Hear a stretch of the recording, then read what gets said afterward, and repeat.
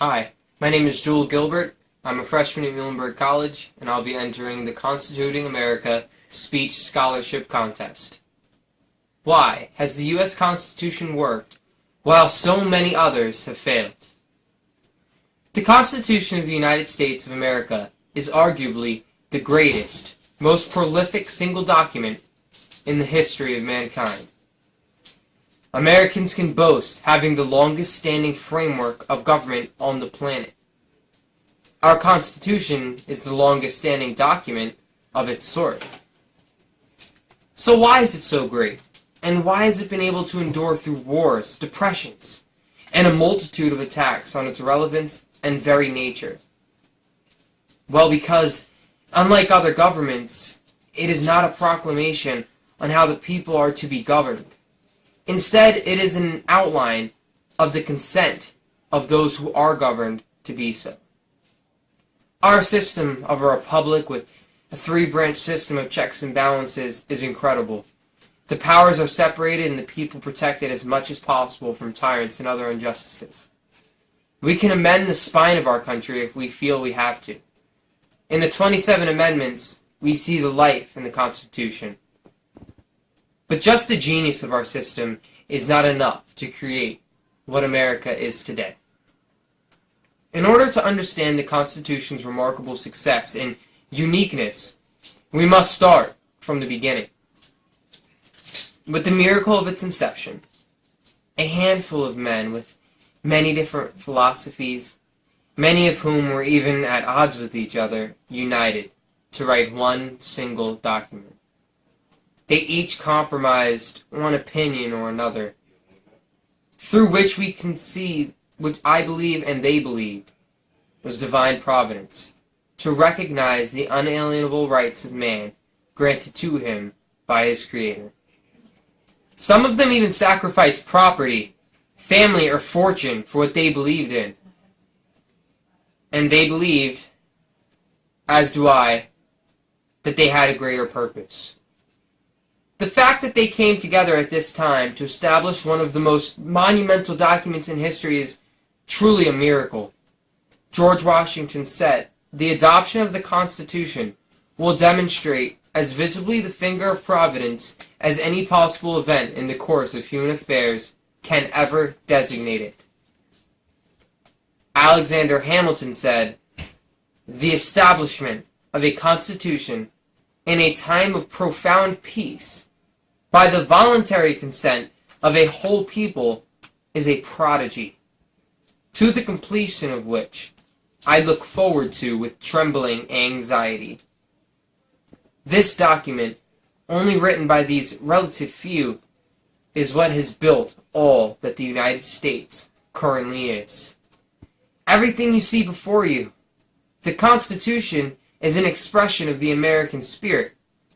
We Americans exist and live, as we do, because of it. And conversely, the Constitution lives through us. Life, liberty, and the pursuit of happiness. No government has the authority to take these away from any innocent man. That ideal alone sets the United States Constitution apart from any other form of government in the world. Life, liberty, and the pursuit of happiness as unalienable rights.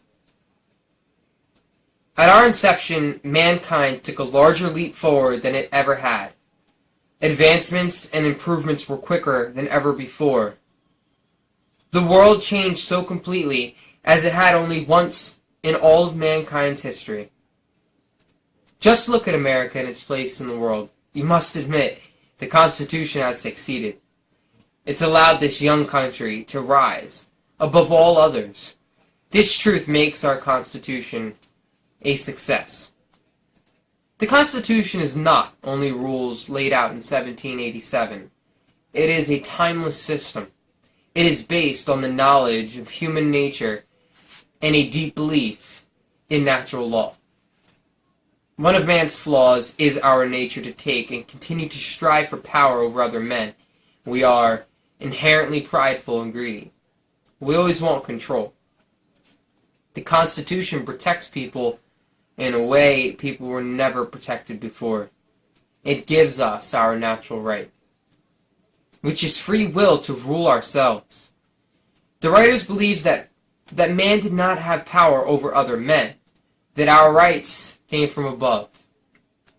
That is why our society works, because natural law places us all not economically or socially, but truly equal.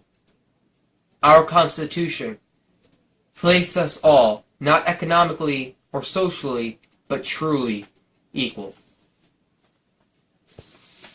Most countries today now have written constitutions, many of whom have tried to mimic ours. In fact, only a handful don't. The difference between their constitutions and our Constitution can be summed up in some examples. The first one, of 159 of those countries, 101 of them were written after 1970. Why are they unable to find a sustainable proclamation of how they will govern themselves? Some examples of the inability to sustain a written constitution for an extended period of time are Thailand has had 14 constitutions between 1932 and 1987. They are currently living under martial law with a suspended constitution. The Dominican Republic has had 32 constitutions. Haiti has had 24 constitutions. Ecuador, 20. France has had 10 direct constitutional orders. Venezuela has had 26.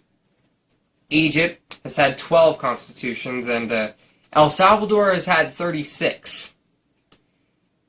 It is even hard to research the history of countries' constitutions and the way they've been governed because their governments are so ever-changing and inconsistent.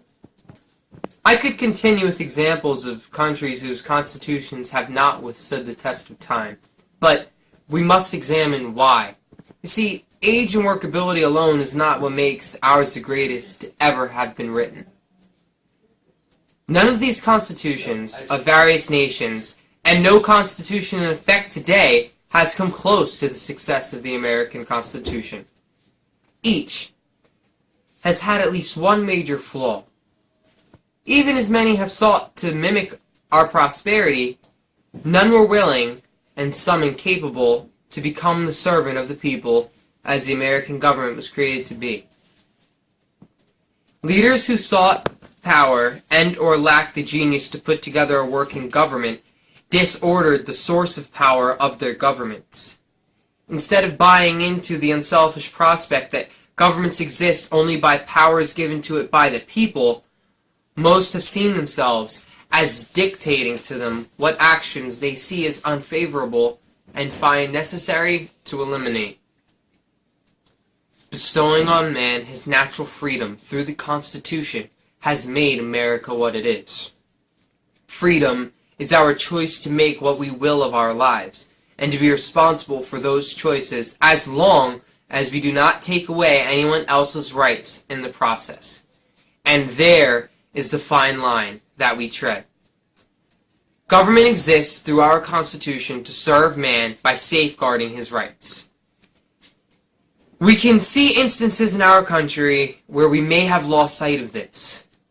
But other countries, they never saw this truth in the first place.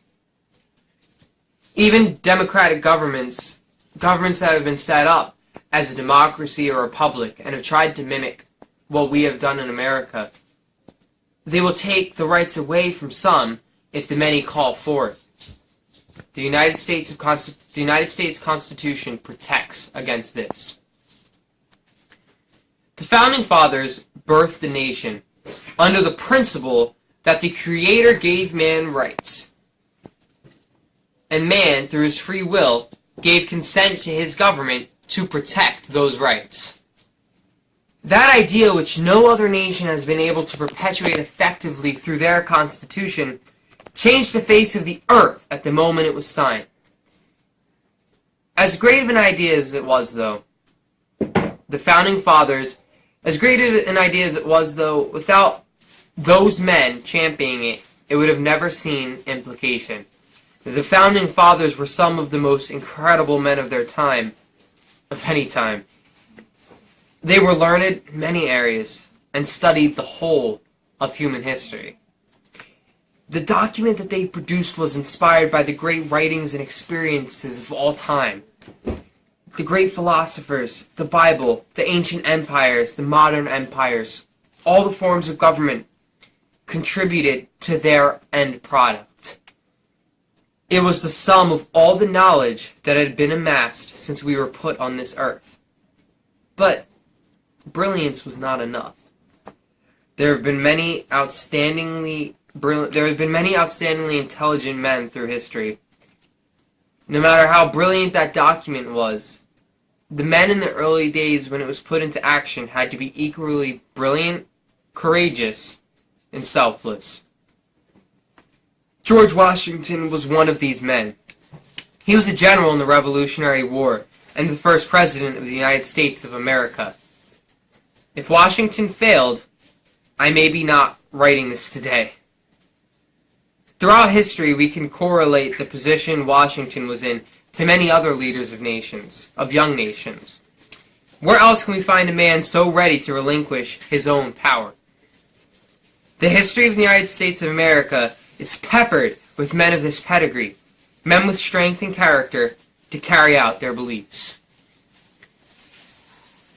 Now I have spoken on the ideal of the American Constitution, the miracle of its inception, the equally astounding way it was put into practice, and the results of this practice.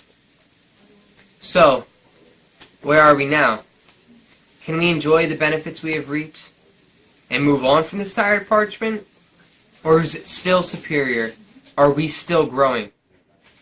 As you decide, examine these 3 points. America has broken the chain of the common history of man and his ruler. Man in America has been set free by true freedom. He is no longer under the will of another man, but under the will of a higher power. America has become the most prosperous nation the world has ever seen. And as a result, the rest of the world has become more prosperous as a whole. America is alone at the top of the world. Okay, let's stop. This is a place where even our poor people can be fed. We call our nursing home workers ma'am and our waiters sir. We respect the businessman and the laborer, and we reap the benefits of our sweat. Those who live under the poverty line in America can still be richer than 70% of the entire world. Now point number 3. America has become the most powerful country in the world, and yet, at its place atop the summit of the nations of history, it is set apart. The Babylonian, Greek, Roman, Byzantine empires, as well as the most modern superpower, the British Empire, all sought to control as much land, people, and wealth as possible. Each one of these conquered all they could, but America has not. In hundreds of years, we have sought not to conquer or near. The Babylonian, Greek, Roman, and Byzantine empires, as well as the most modern superpower, the British Empire, all sought to control as much land, people, and wealth as possible. Each one of these conquered all they could, but America has not. In hundreds of years, we have sought not to conquer our near or far neighbors. America at times has even recognized the plight of peoples around the world, and instead of isolating herself, has given aid and support to millions. This is all because the Constitution has allowed us to do so. Getting to the meat of this document. It has survived because the Constitution itself, America herself, is not a physical entity. America is not the land. The Constitution is not words written on paper. It transcends this in a way no other nation has tried or achieved to do. Can you just guys keep going and do over that? In a way no other nation has tried to do. The United States Constitution is an ideal. America is an ideal. An ideal that remains the same and unchanged. A belief that when you are born an American, when you are granted those papers of